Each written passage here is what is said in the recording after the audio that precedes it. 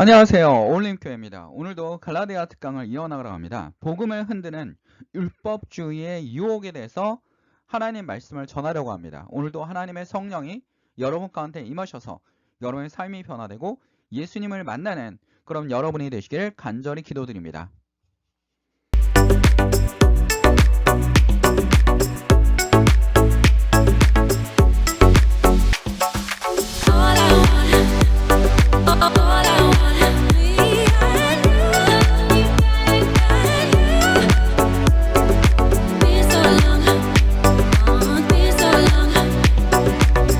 자, 오늘은 갈라디아서를 계속 이어서 나옵니다. 갈라디아서 3장입니다. 자, 갈라디아 3장에 보면 무슨 일이 있었냐면 갈라디아 교인들 중에 또 율법을 섬기는 사람도 있었습니다. 율법을 통해서 구원받는 거 아니냐? 아니면 믿음으로 구원받는데 율법을 통해서 어떻게 합니까? 율법을 통해서 우리가 구원으로 이끌어가는 것이다 라는 겁니다. 이거의 문제점이 무엇입니까? 심각한 문제점을 내지 않습니까? 율법으로 구원받으면 예수님은 십자가에 달려 돌아가실 필요도 없었던 겁니다. 또 율법주의 문제점이 뭡니까? 본인의 노력으로 했기 때문에 본인이 뭐가 될 수 있습니까? 신이 될 수 있습니다. 본인의 능력으로 구원받을 수 있다라는 겁니다. 그러나 오늘 성경은 이렇게 얘기합니다. 본인의 능력으로 구원받는 게 아니라 하나님을 믿는 믿음으로. 그 믿음은 누가 주시는 겁니까? 하나님이 주시는 겁니다. 그래서 사도 바울은 너무나 답답했는지 내가 너에게 다만 이것을 알려 하노니 너희가 성령을 받은 것이 율법의 행위로냐 혹은 듣고 믿음이로냐 라고 물어봅니다. 율법의 행위가 아니라라는 겁니다. 그래서 1절에 보면 어리석다라는 말로 시작됩니다. 어리석은 사람들이야. 어리석다라는 이 단어는 예수님이 부활했는데도 믿지 못하는 제자들한테도 사용했던 단어들입니다. 그만큼 믿음이 적은 성도들에게 가르쳐서 얘기하고 있는 겁니다. 갈라디아 3장 2절에 그렇게 얘기하고 있습니다. 오늘 교회에도 뭐가 있습니까? 다양한 율법주의가 들어오고 있습니다. 한국 교회도 율법주의가 침범해오고 있습니다. 역사상 끝없이 복음을 흔드는, 여러분의 복음을 흔드는 악한 영들의 수단이 들어오고 있다는 겁니다. 수단을 통해서 어떻게 합니까? 여러분을 넘어뜨리려 하고 여러분을 흔드는 것이 이들의 목적입니다. 자, 대표적인 게 뭡니까? 지금 우리는 무슨 주의에 살고 있습니까? 자본주의에 살고 있지 않습니까? 자본주의에는 좋은 점도 있지만 나쁜 점도 있습니다. 우리가 뭐가 될 수 있습니까? 돈의 노예가 될 수 있습니다. 돈에 끌려다닐 수 있습니다. 교회도 뭐에 끌려다닐 수 있습니까? 돈에 끌려다닐 수 있습니다. 성직자도 뭐에 끌려다닐 수 있습니까? 돈에 끌려다닐 수 있다라는 겁니다. 여러분들도 뭐에 영혼을 팔 수 있습니까?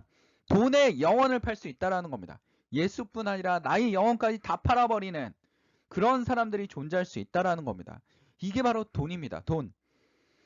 자, 전도서 5장 10절에 보면 돈을 좋아하는 사람은 돈이 아무리 많아도 만족하지 못하고 부를 좋아하는 사람은 아무리 많이 벌어도 만족하지 못하니 돈을 많이 버는 것은 헛되다라고 얘기하고 있습니다.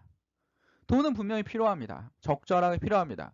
우리가 물질의 축복에 대해서 사용하는 설교도 얘기하지 않았습니까? 칼뱅을 근거로 우리가 공부해봤습니다. 하나님 말씀을 우리 마음속에 새기지 않았습니까? 돈은 필요합니다. 하나님도 우리가 만나와 메추라기가 필요하다는 걸 알고 계십니다. 적절하게 필요한 만큼 주고 있습니다. 그렇지만 돈이 우리를 지배하기 시작한다면, 돈이 여러분을 지배하기 시작한다면 여러분은 어떻게 됩니까? 돈의 노예가 되는 겁니다. 돈이 여러분의 뭐가 되는 겁니다? 율법이 되는 겁니다. 돈을 통해서 구원받는다 생각하는 겁니다. 헌금을 많이 하면 내 죄사함을 받을 것이라고 생각하는 겁니다. 지금 어떻게 되고 있습니까? 하나님의 믿음을 자기가 스스로 쟁취하려고 하지 않습니까? 돈으로 쟁취하려고 하는 겁니다. 돈으로 모든 것이 다 된다라고 생각하는 겁니다. 돈으로 모든 것이 다 됩니까? 그렇지 않습니다. 돈으로 뭘 살 수 없습니까? 믿음을 살 수 없습니다. 돈으로 뭘 살 수 없습니까? 진정한 사랑을 살 수 없습니다. 구원도 마찬가지입니다. 복음도 마찬가지입니다. 돈으로 살 수 없다라는 겁니다. 한국 교회에 들어오는 여러분 마음속에 들어오는 뭡니까? 악한 영들의 꾀임입니다. 돈이 예수야.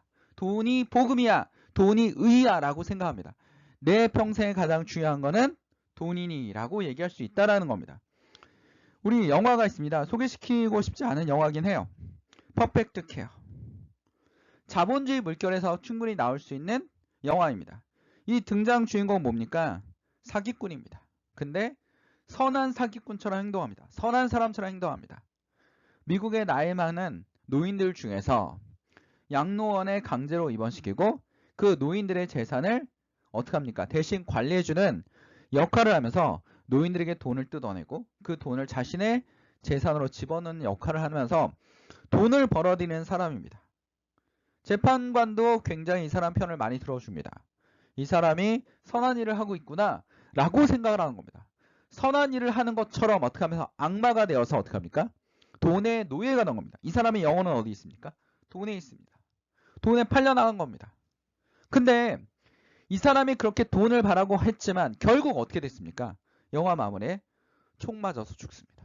결국 죽고 마는 겁니다. 전도사의 말씀처럼 헛되고 헛된 것이 된 겁니다. 우리가 우리의 영혼이 돈에 빨려나가지 않도록, 돈의 율법죄에 빠지지 않도록, 구원이 돈이 있다고 생각하지 않도록 어떻게 됩니까? 시험에 빠지지 않도록 깨어서 기도하여라. 마음은 원하지만 육신이 약하구나. 우리가 너무나 약하다는 건 예수님이 알고 계십니다. 마태복음 26장 41절에 보면 우리 마음이 너무나 약하구나 라고 생각하고 계십니다. 약하지만 어떻게 해라? 기도해라.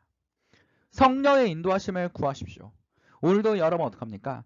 성령의 인도하심을 구해서 악한 길에 빠지지 않도록 기도해야 됩니다. 술의 유혹에 빠지지 않도록, 음란의 유혹에 빠지지 않도록 기도해야 됩니다. 하나님이 보시기에 안 좋은 일에 빠지지 않도록, 율법주의에 빠지지 않도록, 이단에 빠지지 않도록. 마귀는 여러분에게 달콤한 걸로 유혹을 합니다. 이거를 내놓으면 성공할 수 있어. 봐봐, 악한 사람들이 잘 되잖아. 그들이 정말 잘 되는 걸까요? 그들은 어떻게 됩니까? 끝내는 결국 어떻게 됩니까? 하나님의 심판에 설 수밖에 없다는 겁니다. 사도 바울은 갈라디아 교인들에게 얘기합니다. 오로지 믿음으로만 구원을 받는다. 율법은 이미 폐지되었다. 썩었다. 라고 얘기합니다. 저주를 받았다. 라고 얘기합니다. 믿음이 바로 복음의 핵심입니다. 믿음이 뭡니까? 바로 예수님입니다. 예수님의 의고 여러분들을 구원할 수 있는 건 예수님입니다. 우리는 뭐 해야 됩니까? 기도하여라. 시험에 빠지지 않도록 깨어서 기도하여라 라고 예수님이 직접 말씀하셨습니다. 자, 우리 하나를 더 보도록 하겠습니다. 자, 우리는 수단과 목적에 대해서 헷갈리는 경우가 있습니다. 우리는 교회 다니는 목적이 무엇입니까? 바로 예수님을 믿는 겁니다.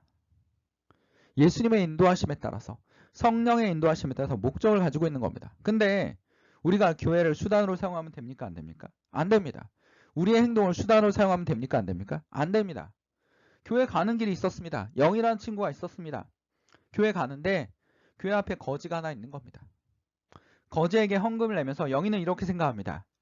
내가 여기다 헌금을 내면 이 거지한테 도움을 주면 뭡니까? 사람들이 나를 착하다고 생각하겠지 라고 생각을 하는 겁니다. 그러면 도와주는 게 목적입니까? 사람들이 잘 보이는 게 목적입니까? 사람들에게 잘 보이는 게 목적이 된 겁니다. 도와주는 건 목적이 아닙니다. 내가 착하게 보이기 위해서. 내가 착하게 보이기 위해서 행동하는 겁니다. 그 거지는 뭘로 사용하는 겁니까? 수단으로 사용하는 겁니다. 수단으로 사용하는 겁니다. 이게 바로 뭡니까? 하나님의 악한 영들이 여러분들 뭐하고 있습니까? 계속 꼬드기고 있는 겁니다. 꼬드기고 있는 겁니다. 이런 대표적인 사람이 누굽니까? 우리 역사상 아주 막강한 정말 잔인하고 잔인했던 사건들이 많이 있지만 그 잔인했던 사건의 대표적인 게 히틀러의 유대인 학살입니다. 여러분, 독일은 어떤 국가였습니까? 기독교 국가였습니다. 크리스찬 국가였습니다. 근데 왜 독일은 유대교를 학살했습니까? 600만이나 넘는 유대인들을 학살했습니다. 유대인들은 지금도 예수를 믿지 않습니다. 예수를 믿는 사람은 유대인 전체 인구 중에 2%밖에 안 됩니다. 특히 미국에 거주하는 유대인들만 믿습니다. 그들이 유대인을 믿지 않는 이유는 뭡니까? 우리 쉐마에 나와 있는 구약 성경이죠. 유대인들은 구약 성경만 인정을 합니다. 쉐마에 나와 있는 신은 유신입니다. 예수가 신이면 신이 여러 명이 되는 겁니다. 그래서 유일신이기 때문에 예수를 믿을 수 없다라는 겁니다. 지금도 유대인들은 예수를 믿으면 자기 가족이 아니다 라고 할 정도로 굉장히 강경한 사람들이 많습니다. 그냥 유대인이 아니다라고 생각을 하는 겁니다. 예수를 믿어? 그럼 유대인이 아니야. 신약을 인정하지 않습니다. 오로지 뭐만 인정합니까? 구약만 인정하고 있습니다. 자, 이런 유일신을 강조하는 유대인들에게 히틀러는 뭐라고 얘기했습니까? 예수를 죽였으니까 너희도 죽여야 돼. 이때 독일에 무슨 국가가 있습니까? 기독교 국가가 있습니다. 너희는 죽여야 돼 하고 600만이라는 유대인들을 아우슈비츠 수용소에서 학살하는 범죄를 저질렀습니다. 엄청난 범죄입니다. 이게 하나님의 뜻입니까? 하나님의 이름이면 사람을 학살하고 해도 되는 겁니까? 가끔 어떤 분들은 교회 안 다니는 뭐 이상한 사람들은 딱 깜빵에 가둬야 돼. 이게 기독교 정신입니까? 예수님의 정신입니까? 예수님의 제자들이 가르친 정신입니까? 전혀 그렇지 않습니다. 예수님은 뭐라고 얘기하십니까? 너 나를 안 믿으면 넌 죽어야 되라는 게 아닙니다. 심판자는 누구만 할 수 있습니까? 예수만 할 수 있습니다. 여러분이 심판자가 되는 게 아닙니다. 이 사람들은 지금 뭘 하고 있냐면 예수를 뭘로 사용하고 있습니다. 수단으로 사용하고 있습니다. 학살의 명분을 만들어내고 있는 겁니다. 학살의 명분이 뭡니까? 예수를 죽였기 때문이야 라는 이유로 너희도 죽어야 돼 라고 얘기했습니다. 이거는 기독교 정신이 아닙니다. 하나님의 교회 정신이 아닙니다.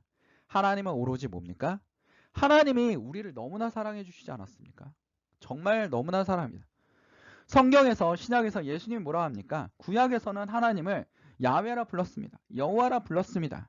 근데 예수님이 가르쳐 주지 않았습니까? 하나님을 뭐라 불러라? 아버지라 불러라. 아주 쉽게 이해할 수 있도록 아버지가 자녀를 사랑하듯이, 부모님이 자녀를 사랑하듯이, 부모님은 자녀가 잘났든 못났든 그냥 무조건 사랑하는 겁니다. 부모이기 때문에. 그리고 자녀의 행동이 다 누구의 탓에 영향을 많이 받았다고 생각합니까? 본인의 영향을 많이 받았다고 생각합니다. 그렇기 때문에 자녀가 좀 더 잘 되기를 바라는 겁니다. 하나님도 마찬가지입니다. 우리를 창조하시고 여러분들이 어떻게 여러분 잘났든 못났든 하나님은 모두 다 사랑스러운 자녀들입니다. 제가 얘기하지 않았습니까? 하나님 왜 저 이웃을 사랑합니까? 왜 이웃을 사랑해야 됩니까? 그 이유는 저 이웃을 위해서 예수님이 죽었기 때문입니다. 예수님이 너희를 위해서 죽었기 때문에, 이웃을 위해 죽었기 때문에 그 사람은 예수님의 생명보다 더 소중한 사람이라고 예수님은 말씀하고 계시는 겁니다. 이거는 명분입니다. 예수를 사용하는. 우리는 오늘 한번 생각하십시오. 오늘은 우리가 교회를 수단으로 사용하지 않습니까? 복음을 수단으로 사용하지 않습니까? 오늘 술 마셔도 괜찮겠지. 오늘은 크리스찬이 아니야. 내일 교회 가는 날이니까 내일만 크리스찬이 돼야지. 크리스찬, 교회를 뭘로 사용하고 있습니까? 수단으로 사용하고 있습니다. 내가 나쁜 짓을 많이 했지만 교회에다 헌금을 많이 하면 하나님이 기뻐하셔서 날 구원해 주실 거야. 교회를 뭘로 사용하고 있어요? 수단으로 사용하고 있습니다. 복음을 뭘로 사용하고 있습니까? 수단으로 사용하고 있습니다. 이게 바로 뭡니까? 성도들이든 목회자들이든 전도사건 모든 사람들이 하나님을 수단으로 사용한다면 무엇입니까? 하나님이 기뻐하시겠습니까? 똑같은 율법주의자들이 되는 겁니다. 똑같은 이단이 되는 겁니다. 오늘 갈라디아서는 그렇게 얘기하고 있습니다. 3장 1절에서 9절에 보면 어리석도다 라고 얘기하고 있습니다. 답답하다. 예수 그리스도께서 십자가에 못 박히신 것이 너희 눈앞에 밝히 보이거늘 내가 그렇게 가르쳤거늘 너무나 잘 알지 않느냐? 예수님이 십자가에 못 박혀서 죽으신 이유를 율법으로 구원받는다면 예수님이 뭐하러 십자가에 달려 돌아가셨냐라는 겁니다. 예수님은 여러분을 위하여, 여러분의 성도님들을 위하여, 오늘 이 방송을 듣고 있는 여러분들을 위해서 예수님은 돌아가셨습니다. 그리고 그것이 끝이 아닙니다. 무엇입니까? 여기서 끝났다면 그리스도교는 기독교는 죽음의 종교입니까? 아닙니다. 부활하셨습니다. 3일 만에 부활하셨습니다. 이게 바로 하나님의 능력이신 겁니다. 그리스도께서 십자가에 못 박힌 것을 너희 눈앞에 밝히 보았거늘 누가 너희를 꾀더냐? 누가 꾀고 있습니까? 악한 영들이 여러분을 꾀고 있습니다. 내가 너에게 다만 이것을 알려 하노니 너희가 성령을 받은 것이 율법의 행위로냐? 성령을 받은 것은 율법의 행위가 아닙니다. 뭡니까? 믿음입니다. 하나님의 선물입니다. 하나님의 선물로서 너희가 이같이 어리석느냐? 성령으로 시작했다가 이제는 육체로, 성령으로 시작했습니다. 성령에 충만했습니다. 예전에는 교회를 열심히 믿었고 하나님을 열심히 섬기고 하나님의 뜻대로 살려고 애썼습니다. 근데 지금 어떻습니까? 육체로 돌아가고 있습니다. 하나님을 멀리하고 있습니다. 어떤 교회들은 이렇게 얘기합니다. 유튜브에서 교회에 예배 드리는 건 예배가 아니다. 절대 그렇지 않습니다.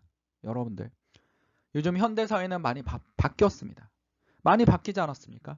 이 바뀐 사회에서 유튜브를 통해서 하나님과 만날 수 있는 시간이 있다면, 여러분의 노동 현장에서 유튜브를 통해서 하나님의 말씀을 들을 수 있다면 하나님은 그 마음을 아실 겁니다. 유튜브를 수단으로 사용한다면 하나님은 화가 나실 겁니다. 아, 오늘은 시간이 없고 귀찮아서 그냥 유튜브로 예배드리면 되겠지. 여러분, 교회에 무조건 나왔다 해서 믿음이 좋은 겁니까? 성전에 나와서 앉아있다가 믿음이 좋은 겁니까? 아니면 성전에 나오는 걸 수단으로 사용하지 않습니까? 오늘은 교회를 가면 내가 믿음이 좋다라고 목사님이 생각하시겠지. 그래도 교회 나오는 게 다행이라고 생각은 합니다. 아니면 유튜브로 예배를 드리고 있는 자체라도 다행이라고 생각합니다. 예배도 안 드리고 아무것도 안 하는 것보단 낫지 않겠습니까? 그러나 성령으로 시작했으니까 성령으로 끝나야 되는 겁니다. 육체로 끝나는 게 아니라 성령으로 끝나야 됩니다. 왜 하나님은 아브라함을 믿음의 조상이라고 했습니까? 아브라함이 대단합니까? 성경에 보면 아브라함은 찌질합니다. 자기 아내를 뭐라고 합니까? 여동생.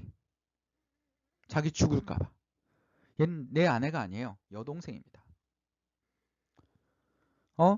자, 천사들이 와서 아들을 낳고 번창할 것이다 라고 했습니다. 솔직히 아브라함은 우울했을 겁니다. 왜? 당시에는 군장시대입니다. 자녀들이 많아야 농업도 짓고 목축업도 합니다. 대부분 여기는 유목생활을 하기 때문에 많은 일꾼이 필요한데 그 대부분이 믿을 수 있는 일꾼은 자녀들과 친척들입니다. 근데 자녀가 없는 겁니다. 근데 하나님의 천사가 와서 다 늙은 노인 두 부부에게 너희에게 아들이 생길 것이다. 근데 아브라함은 믿음의 조상이었다면 믿고 기다렸을 겁니다. 100세가 넘던 200살이 되건 300살이 되건 기다렸을 겁니다. 근데 어떻습니까? 본인이 생각하는 겁니다. 아, 이 길이 아닐 거야. 아마 저기 젊은 여자를 들여서 아기를 낳으면 이게 하나님의 뜻일 거야. 이게 사람의 생각입니다. 이게 우리의 생각입니다. 우리는 항상 이렇게 생각합니다. 아마 이럴 거야. 그래서 어떡합니까? 하가를 들여서 이스마엘 낳지 않습니까? 이건 하나님의 뜻이 아니었습니다. 사라를 통해서 아브라함이 하나 사라 100세가 넘은 사라를 통해서 하나님께서 어떡합니까? 아기를 낳아주셨습니다. 그게 이삭입니다. 그래서 너는 큰 민족을 이루겠다 했는데 갑자기 아브라함에게 뭐라고 합니까? 내 아들을 바쳐라. 제물로 드려라. 이렇게 얘기했습니다. 근데 여기서 아브라함이 하나님에게 뭐 하는 모습을 보였어요? 순종하는 모습을 보였습니다. 순종하는 모습으로 이삭을 제물로 바치는 하나님 말씀을 그대로 들었다라는 겁니다. 이게 바로 아브라함의 믿음의 조상입니다. 하나님은 이 찌질한 사람을 갖다가 믿음의 조상으로 쓰시는 사람입니다. 우리같이 부족한 사람들을, 우리같이 뭐든지 뭐가 많은 사람들, 뭔가 부족한 사람들, 하나님 앞에 잘난 사람들은 알아서 살면 되지 않습니까? 뭔가 부족하다라고 생각하는 사람들은 하나님이 어떻게 합니까? 여러분들을 기쁘게 받아주실 겁니다. 자, 그래서 하나님께서 뭐라고 얘기합니까? 하나님을 믿음에 그를 의로 정하셨다. 오로지 믿음을 통해서 의롭게 될 수 있다. 의로운 하나님의 의를 얻을 수 있다. 구원을 받을 수 있다라고 사도 바울은 강조를 합니다. 우리는 오늘도 하나님과의 영적 전쟁에서, 마귀와의 영적 전쟁에서 승리해야 됩니다. 많은 유혹이 있습니다. 현대사회는 많은 유혹이 있습니다. 이때는 만약에 아브라함 때는 자녀를 많은 게 축복이라면 지금은 또 자녀가 많은 것이 축복일 수도 있지만 또 다양한 축복이 있지 않습니까? 하나님은 그걸 모두 다 알고 계십니다. 지금 시대를 알고 계시고 미래 사회를 알고 계시고 우리가 지금 뭐가 필요합니까? 이 어둠의 세력들이 너무나 커지고 있을 때 과학기술은 굉장히 많이 발전했지만 우리의 편한 생활들은 많이 좋아졌지만 그러나 또 하나님의 창조 질서에 맞지 않는 환경 오염이나 또 우리가 마스크를 쓰지 않으면 안 되는 그런 환경에 있지 않습니까? 우리의 죄악 때문에 이러한 일이 벌어졌다면 하나님께 기도하십시오. 오늘도 승리할 수 있도록 하나님의 소망을 가지고 하나님의 믿는 믿음을 가지고 우리 살아갈 수 있도록 우리는 기도해야 될 것입니다. 자, 11절에 또 하나님 앞에서 아무도 율법을 말미암아 의롭게 되지 못하는 것이 분명하니 사도 바울은 11절에서 정확하게 얘기하고 있습니다. 율법을 통해서 돈을 통해서 아니면 착한 척하는 것을 통해서 선한 척을 하는 것을 통해서 구원을 받지 않습니다. 오로지 누굴 통해서만 구원을 받습니까? 예수를 통해서만 구원을 받습니다. 이게 바로 복음입니다. 이 복음을 흔드는 많은 유혹에서 우리가 어떻게 합니까? 이겨나가야 됩니다. 매일 기도하고 하나님께 우리의 연약함을 기도로 간구하십시오. 그러면 여러분은 어떻게 됩니까? 하나님의 인도하심을 받아 이 영적 전쟁에서 승리하실 것입니다. 하나님이 여러분과 함께 하실 겁니다. 여러분도 아브라함처럼 다윗처럼 아니면 스데반처럼 사도 바울처럼 변화되어서 하나님이 쓰시도록 다듬어서 좋은 그릇이 되어 하나님께 사용받을 것입니다. 오늘의 이 말씀을 기억합시다. 또 하나님 앞에 아무도 율법으로 말미암아 의롭게 되지 못할 것이 분명하니 이는 의인은 믿음으로 살리라 하였습니다. 이 말을 기억합시다. 믿음으로 의인은 삽니다. 기도하겠습니다. 사랑하는 충만하신 하나님 아버지, 오늘 주의 갈라디아 말씀처럼 하나님 앞에 나와서 주의 성도들이 항상 십자가 군병되어서 무장하는 영적 전쟁에서 승리하게 하시고 하나님께 끼어서 기도하는 모습을 보여줄 수 있도록 주님 붙들어 주시옵소서. 우리 연약함을 알고 계시지 않습니까? 우리의 약함을 알고 있지 않습니까? 우리의 영혼이 계속 유혹을 받는다는 걸 알고 계시지 않습니까? 우리가 이 유혹에서 이겨나가면서 하나님 영적 전쟁에서 예수 그리스도의 복음의 빛과 소금의 역할을 감당할 수 있도록 주님 붙들어 주시옵소서. 이 모든 것을 주님께 맡기며 예수 그리스도 이름으로 간절히 기도드립니다. 아멘. 하나님께 영광의 박수를 올립니다. 어울림 교회였습니다.